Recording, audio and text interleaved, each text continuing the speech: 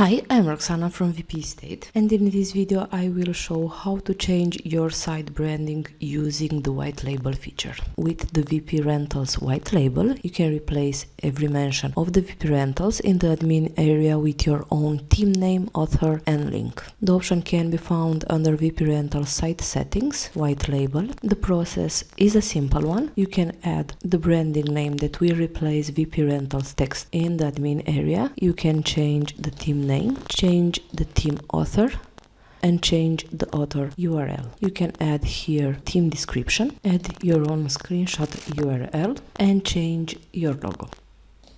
Also, you have the option to hide the theme section from the customizer. Once you save your details, in the admin area you will see the name that you added, the icon that you added, and also in appearance themes you will see your details instead of the WPRentals ones. This way, when clients log in your site, they will see your brand and not ours. This wraps our video. Thank you for watching and do not forget to subscribe to our YouTube channel to get instant notifications on new videos.